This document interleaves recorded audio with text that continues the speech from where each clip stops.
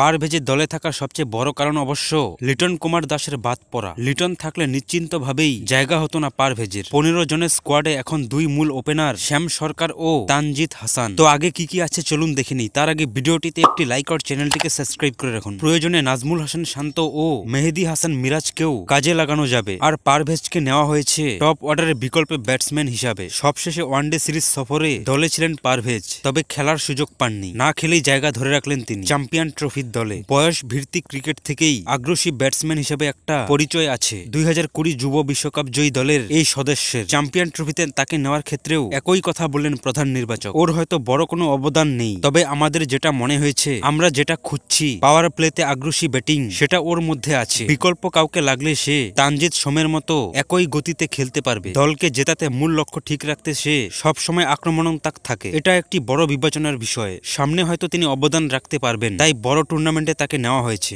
List ক্রিকেটে 54টি match খেলে তার সেঞ্চুরি 4টি, ব্যাটিং গড় 35.61, স্ট্রাইক রেট 88.40। তবে ঢাকা প্রিমিয়ার লিগের গত মৌসুমে দারুণ কেটেছিল তার। 13 ম্যাচে 623 রান করে টুর্নামেন্টে দ্বিতীয় সর্বোচ্চ স্কোরার নিয়েছিলেন তিনি। সেঞ্চুরি করেছিলেন 3টি, 50 ছিল, গড় ছিল প্রায় 48, স্ট্রাইক রেট 89.12। ওয়ানডেতে এখন দেশের হয়ে না খেললেও আন্তর্জাতিক টি-20 খেলেছেন তিনি 60টি। প্রথম 6 ম্যাচ মিলিয়ে তার রান ছিল মোট 49। তবে গত মাসে ওয়েস্ট ইন্ডিজের সফরে টি-20 সিরিজের শেষ ম্যাচে 21 বলে 39 রান করেন।